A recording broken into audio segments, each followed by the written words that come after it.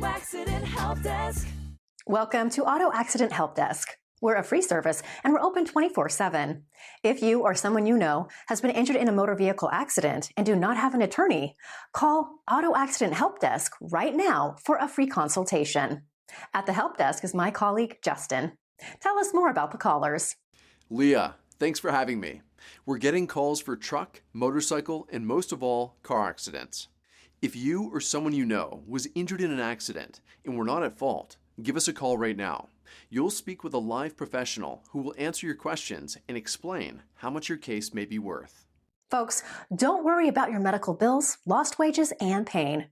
Call Auto Accident Help Desk right now. Call 800-706-6060. 800-706-6060. 800-706-6060. Auto Accident Help Desk. Welcome to the Speaking Podcast. You can find all our episodes on speakingpodcast.com. Today's guest is Gene King, an Axis architect and founder of Atlas Strategic Axis, based in Mount Pleasant, South Carolina.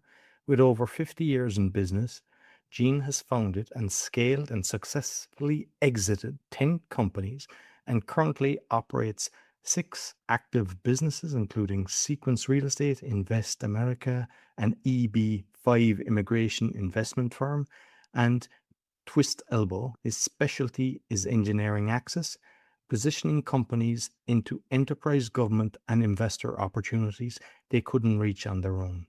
Gene is also an entrepreneur in residence at the Harbour Entrepreneur Center in Mount Pleasant, home to over 100 early-stage businesses, and has extensive experience training sales teams and CPAs on structured deals. And I can also say that I've met this gentleman over 12 years ago at a Darren Hardy event.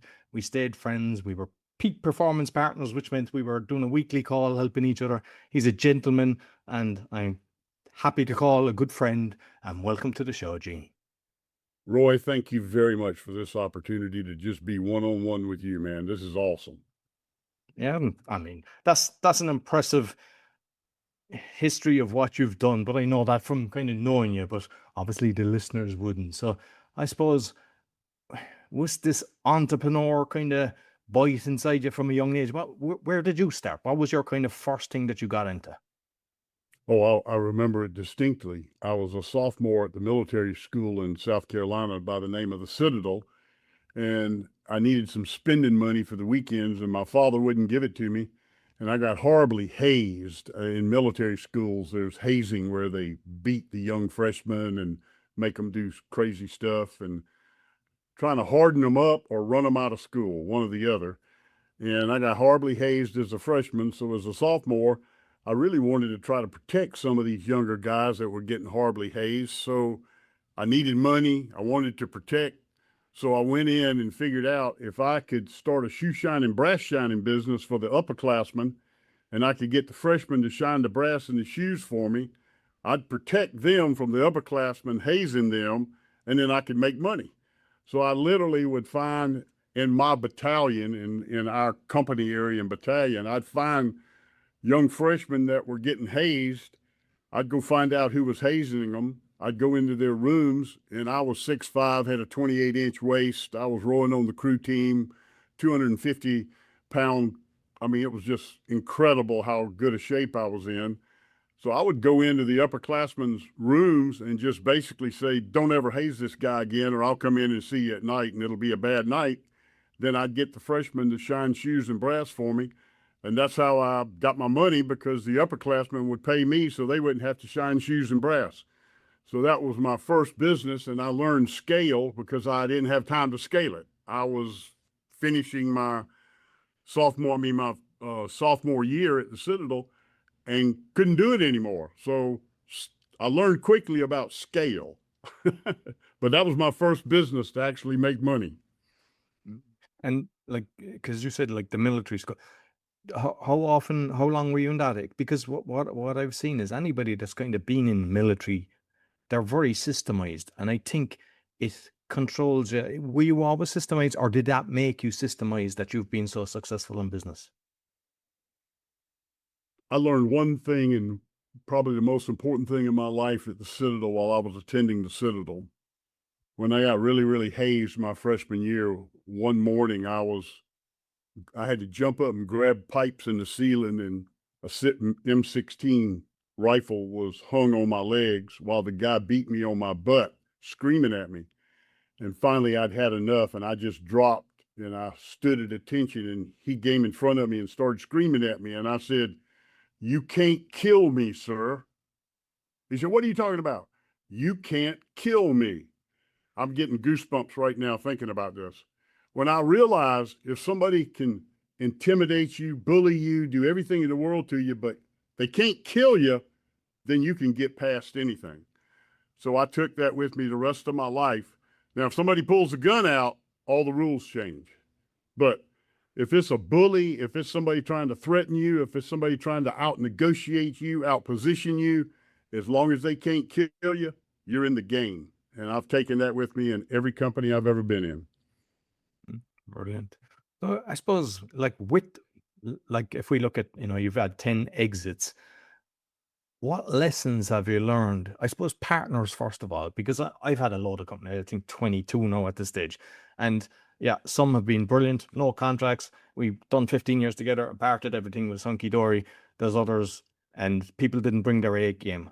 How did you navigate having partners, and did you have bad partners as well? My wife will tell you, Gene doesn't move without a partner. I believe in Think and Grow Rich, Napoleon Hill's Mastermind group. 2 people less than 10 can accomplish anything. Never ask anybody to do anything for nothing. The universe always brings opportunities to me. I don't ever seek anything out. My exits came from the fact that I found out when I was 65 years old, I had advanced ADHD. And what I figured out over the years was, once I figured out how to get a company going, once I figured out the revenues, once I figured out how to make it profitable, I got bored. And that was a mistake. If I had been taking Adderall since I was 21 years old, my life would be totally different, because I left a lot of companies and sold them for a very undervalued price because and once I wanted to get out, I didn't never pressure partners to get out. I just said, I don't want to do this anymore. We got to do something else. So we would sell the company, and I've got several companies I started that are still in existence and doing real well. I just got out too early. So if I had it to do all over again, I probably would have been on Adderall, and I wouldn't have had 10 exits, and I wouldn't be involved in 5 companies right now. I'd probably been singularly focused and had 1 or 2 or 3 businesses. And like we'd even know, you have 5 or 6. How do you structure your day? Because I mean, I've the same. Got a lot, and I love it because everybody's got their own different angle, and sometimes people got their secret sauce. What way do you manage the 5 or 6 companies? No different than anybody else manages their day. I know every day what I'm trying to do. Sometimes one of the companies I don't touch. Sometimes I touch it most of the day. I just know I'm always on the access revenue producing side of businesses. I always have a partner that's responsible for operations. Maybe the same partner is responsible for finance.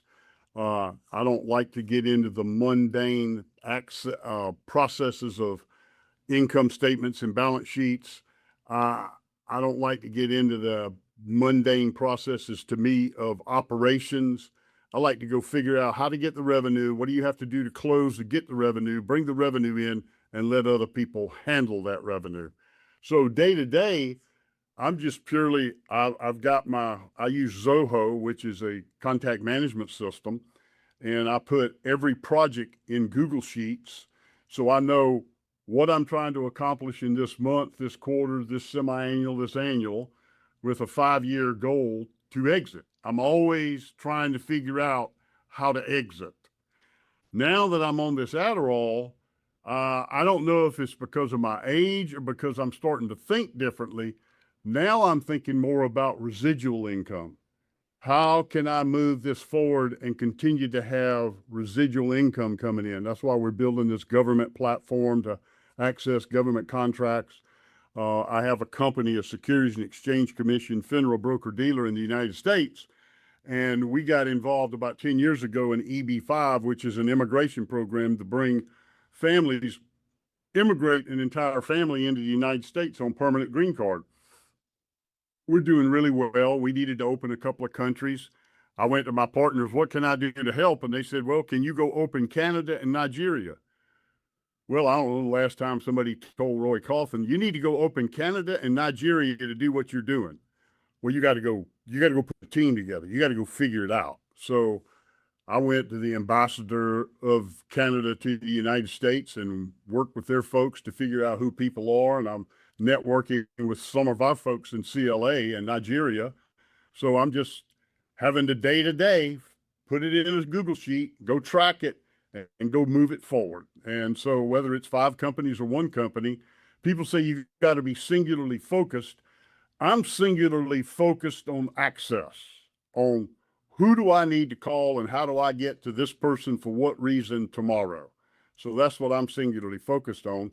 And the revenues just come in from different areas. It's kind of like having a business that has a bunch of SKUs, a bunch of products. My businesses are like different products, and I just manage them that way, if that makes sense. Absolutely, absolutely. And I made a mistake at one stage, and I'm wondering, did this ever happen to you? I had a lot of different things, and I would feed the one that was doing very well to the one that I thought would be doing very well. And then I'm taking my eye off the good one, and the other one isn't as successful because, and I've learned that unless it's feeding itself, that cut the ties. If that makes sense. That is, I couldn't tell you how many times I would say I've not made that mistake. That's why I have to track everything, because if you don't have it in front of you, if you're not looking at it and seeing it and feeling what's happening, you will forget about, especially things that are difficult, because we humans want to go to those things that are comfortable, that are fun. And when you're in the access world, it's hard today to get to people. It's really hard to get to people. So one company I'm working with can be a lot easier than another company. So I kind of forget about that one because I know how hard it's going to be, but I've written it down. I want to get to Roy by the 2nd week of August, and I've got to be able to do it. And I've got to be able to find out what pathways I got to do to get to Roy. Therefore, writing it down, and the old written plan, I mean, what you and I learned with Darren years ago, write it and do it, and that's one of the main things I learned back then. What's measured improves. What's measured improves. And all the time, I learned this 15 years ago. Our wealth comes from the number of awkward conversations we're willing to have. Right? Yeah. So let's get awkward. So I have to make myself get awkward all the time in what I'm doing to manage all these different things. And it's fun to me. I guess this is how many people want to try to get involved in operating. I don't run. I am in the revenue production of 5 different companies, and I just happen to be a partner in all of them. I don't work for any of them. I'm not a W-2 in the United States. I'm not an employee. I'm an owner. So my job is to go help us be successful. So I can't get behind on it. I got to stick with it. And yesterday I signed up what's called a foreign finder out of Nigeria. And it happened so fast, I wasn't even ready for them to have the contract because I've only been doing this a couple of months to get into Nigeria. And I just couldn't believe how fast it happened. So I impressed myself. So with the different partners then, how do you deal with conflict? Because obviously you can have comfortable situations where you're like, with me, I prefer having it that you say it straight away as opposed to letting it fester, but you don't linger on it a month later. Like if it's thrown out there, it's done. With you having so many different partners, how do you navigate it? I'm looking for some wood to tap on. I don't remember having ever in my life of 16 different companies now. I don't remember ever having a verbal argument with any partner. I try to almost kind of like AI. I try not to judge. We're all humans. You're my partner. We decided to be in business together. It's simple. Do you want to continue to go forward?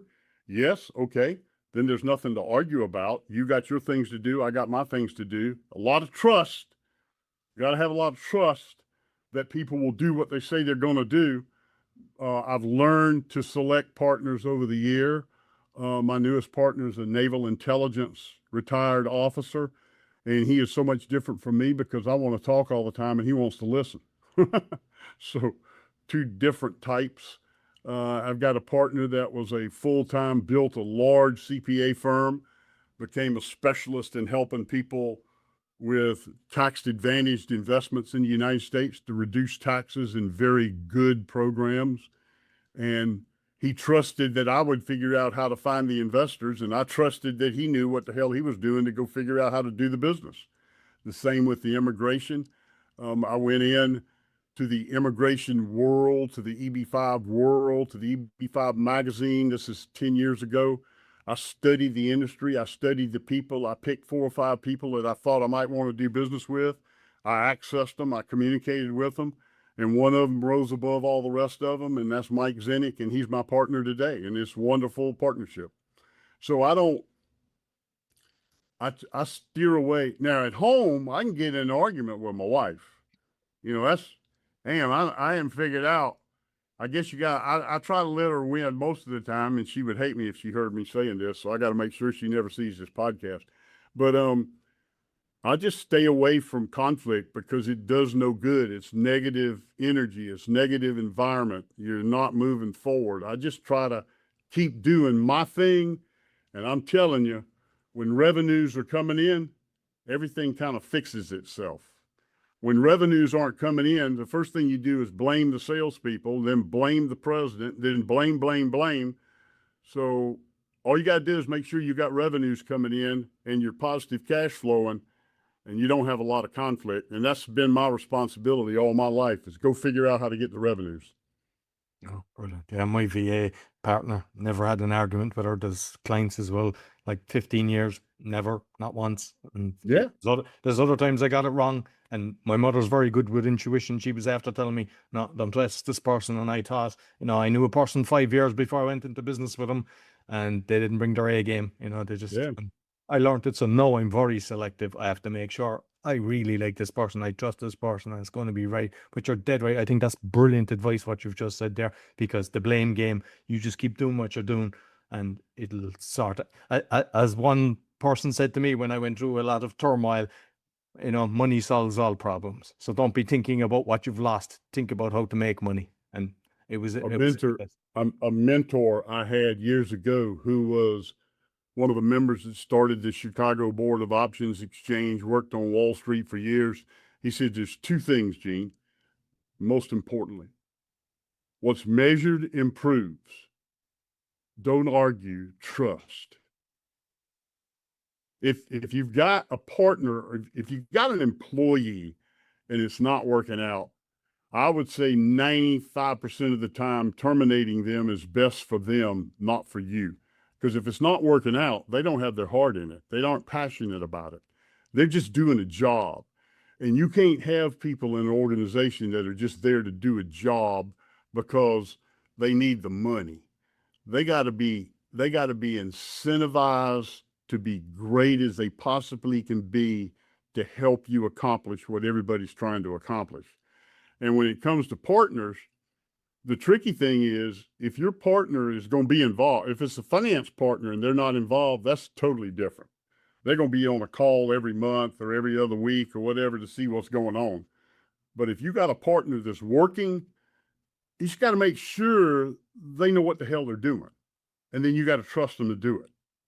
And I've never had a partner that I felt, I had a partner years ago, who, by the way, is one of my best friends in my life, that the company asked me to terminate him because he was literally no longer needed and it was a financial burden. And I don't know why I'm always asked to be the guy to go be the hatchet guy to terminate people, but I try to make it a humanistic value to terminate somebody. Let's go find what it is you want to do with your life and let me help you, because this isn't working. Okay. So that's just so important.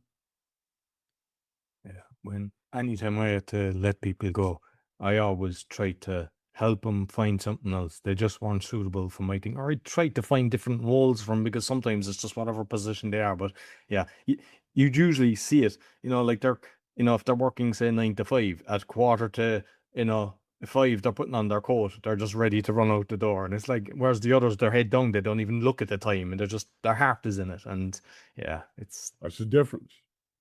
My 8 P's, patience, persistence, these P's are so important: people, process, planning, prayer, passion. I was talking to somebody the other day about passion, and I was reminded when I used to do some sales training in the employee leasing business, and I'd get up in front of a room full of people that I've been asked to come in to help them be better at what they do. And I would say, none of you have to raise your hand because I know the answer when I ask the question. These are all mature adults. How many of you in here have ever had sexual relations with another human? You don't have to raise your hand. I know the answer. So if you can figure out how to go have sexual relations with another human, you can figure out how to sell whatever it is you want to sell. You just got to have passion. So with Think and Grow Rich, Napoleon Hill, transmute that sexual desire into that thing you want most in life, works. You got to be all in. If you want to have a compassionate partner for a day, a week, a month, or a lifetime, you got to be all in. The same with your business. You got to be all in and passionate about it happening and doing your part to help make sure that thing is successful. And it's just so important. And patience and persistence. And they're all these P words are just so important to make it happen. Persistence is the tough one for me because I get the idea and I'm ready to go. I'm passionate. I'm persistent as hell. But how do I slow down and let it come to me? How do I make it happen over time? And that patience thing is tough for me. Being patient. I learned I'm constantly on my patience pathway. with one of my businesses now, like we're moving fast on everything and we're equal partners. And what we've decided is if we have a situation where one wants one go one way and the other has the other way, on whatever we're deciding to do with the business, that it's like you've got the card now, so you get the vote, but then it passes to me. So then the next time we've got something that we're both disagreeing with, I get the card. And I'm just wondering, when you've got equal partnerships, how do you resolve it? If you want to do X and they want to do Y. Damn, that is such a great question because I hear this all the time, especially in this entrepreneurial facility I reside in with over 100 companies. They're all early stage and they have 50-50 partners. And I'm kind of the guy here when things aren't going right, they come see me to figure it out. And I promise you, with the 10 companies behind me and the ones I'm in now, if you can make the mistake, I've probably made it. But I don't remember ever coming up in a conflicting situation to where somebody had more percentage of the company, therefore they had a stronger vote, like a 60-40, or I got a partnership right now. One partner has 20% and my other partner and I have 40% of the company, but the 20% guy is really, really, really important. And when he comes to the table and here's what he thinks needs to happen, we listen. We don't go, hey, we don't want to do that, and we outvote you. So I don't remember in my life ever coming to a room where we had a serious vote and the percentage won because they wanted their way. Now, I don't know if I got lucky. I don't know. I'm telling you, a lot has to do with revenues. When the revenues are there, when the cash is king, as my mentor used to say, cash is king. He was the one that told me, now here's an investment banker that lives and dies on income statements and balance sheets and forecasting.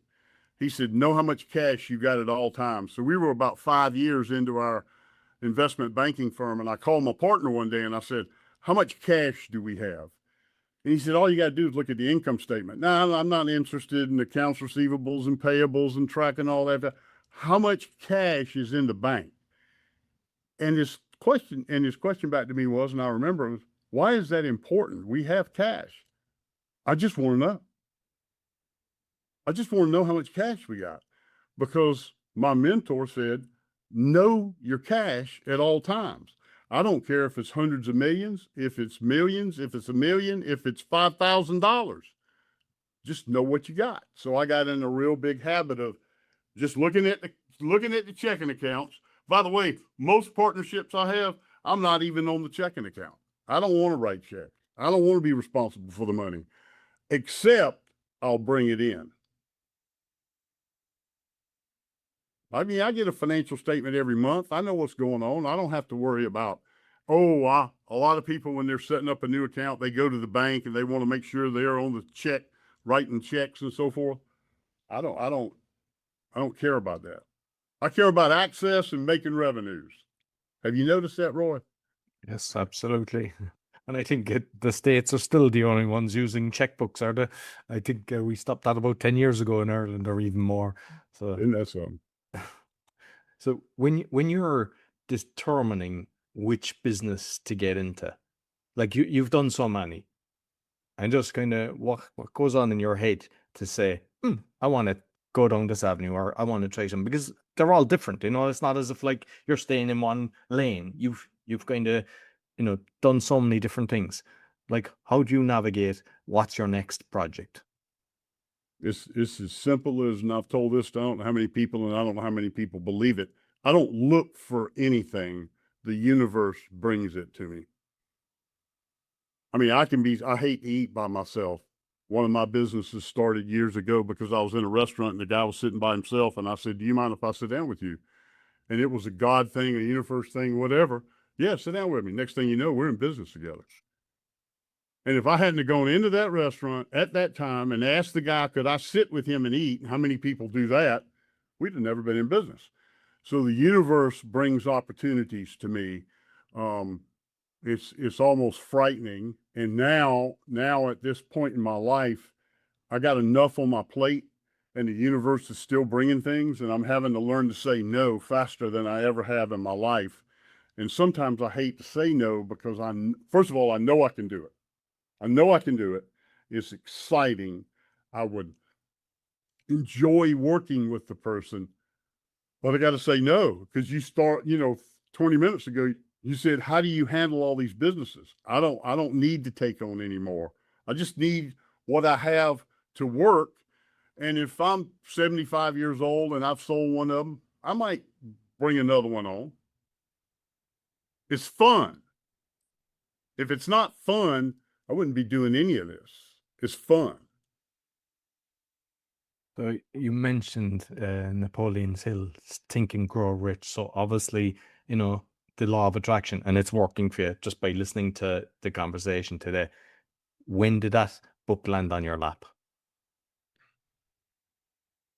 I was 20. Hold on now. I got to think. I was early 20s. I was selling annuities for a bank. I was driving from Hilton Head, South Carolina to Charleston, South Carolina, listening to The Psychology of Winning by Dennis Waitley, which was a life changer for me. Self-esteem, self-confidence, all the selves. And he mentioned Napoleon Hill's Think and Grow Rich in that tape. Remember the old cassette tapes we used to have, and we'd plug them in after the VHS? And I went to a bookstore. I got the book. I read it. I had read Psychology of Winning by Dennis Waitley. I hadn't been introduced yet to Rhinoceros Success by Scott Alexander. Those are my 3 primary books. And after I read Think and Grow Rich, it was just, my God, you need whatever. Christians use the Bible, whatever religion you are, you need that religion book, and you need Think and Grow Rich. And there's not much else you need for life. I mean, those 2 books propel you. Everything else is a backup to it. And I don't read much or any fiction. Everything I read, if I'm reading it, I'm learning from it. But It started in my 20s. Because there was different versions of that. Perhaps you've got the better one, because I think they've watered it down because they don't want that information to be out there. Do you still reread it, or have you still got it? Think and Grow Rich. Yeah. It's in my phone right now, and I'm listening to it right now for probably the 20-something time. And I learn from it every time I listen to it. Some of the chapters, I got them completely, I know it almost word for word. But I was struggling with the concept of mastermind group in today's world. 2 people less than 10 can accomplish anything. Never ask anybody to do anything for nothing. And I don't ask for favors. I don't ask. If I'm asking somebody to do something, it's a purpose to get somewhere. I need help, and I expect to compensate you. And people appreciate that. They don't normally, when a friend or an associate calls and says, "Can you help me with such and such?" that their first response isn't, "Well, let me figure out how I'm going to charge you for this." You normally go, "Okay, I'll help you." That's what humans do. We help each other. But I just like to make sure I appreciate it enough to whatever. It doesn't have to be money. Come stay at my lake house. Come do something in the form of compensation for them. So I learned that very, very young and have applied that all my life. I think that's something as well that, if somebody's doing something for me, even if they don't want money or whatever, I'll always make sure that I'm giving them something. Or, but there's times that I have done that with people, and that I've done multi-million pounds and I didn't get a sausage. And you're thinking, it's just, it'd be nice to kind of, if they just send you a hamper or do something just to kind of say, hey, this wouldn't have happened without you putting this together. Yeah. So I've learned my kind of value as well. And you kind of know the people that, you surround yourself with, and the ones that, they're never looking for something. They're always got each other's backs as well, without kind of with the hand out. So there's different levels that you meet over the years. Oh boy. Absolutely. Well, I know I'll have to get you back again because you're a wealth of knowledge. There's so many different things you're doing. Because I know you well. I've had fantastic conversations with you. So what I'll do is definitely we have to book in another one. But awesome. you might let the listeners know where they can find you. I think it's pretty simple on LinkedIn. It's Gene King 3 on a website. My new company is Atlas, the world, Strategic Access. So we strategically access revenues for companies around the world. And that's atlasstrategicaccess.com. And email is simple as Gene to shorten it as asaccess.com. Gene at asaccess.com. So I got several companies, sequenceholdings.com gets you access to my investment banking firm and my real estate firm and my immigration firm. But I'm a simple guy to get to, Roy. You got to me. I'm glad I did, and I cherish our friendship, and I look forward to having you back. And I mean, you shared a lot of very valuable information and the secrets to your success. So thank you very much. Thank you, my friend, very much. So that's all for the Speaking Podcast. You will find all our episodes on speakingpodcast.com. You find everything about me. Scan the QR code or go to roycoughlan.com. And if you're looking for virtual assistants, go to va.world. Until next week, take care. Interest rates and inflation are out of control. Is your credit card debt also out of control? It's time to resolve your debt and take back control for a lot less than what you owe. If you have $10,000 or more in credit card debt, then you need to call us right now. Debt Fix Pros can significantly reduce the amount you owe, and you could be debt-free faster than you think. I knew we had to do something. Our debt was growing. It was getting out of control, and we just didn't know what to do. We saw an ad for Debt Fix Pros. We called, and they showed us how fast they could get us out of debt. It really was amazing, and now we're back in control. Call now, and we'll show you how easy it is to fix your debt. The call and consultation are free. Call Debt Fix Pros right now. Call 800-918-2199. That's 800-918-2199. 800-918-2199. Sometimes life is wonderful, and sometimes it's not. Cherish the good, but always be prepared for life's challenges. At Private Healthcare, we provide the peace of mind you deserve. With private healthcare, you'll get the coverage you want and healthcare you need. If your employer doesn't supply healthcare coverage and you don't qualify for Medicare or Medicaid, you need to give us a call right now. Private healthcare is private health insurance for ages 65 and under with medical, dental, vision, and even prescription coverage. When life comes at you unexpectedly, you need to be ready, and health insurance is your financial safety net. If you're looking for health coverage at the best price and your annual household income is $35,000 or more, give us a call at 800-737-5350. That's 800-737-5350.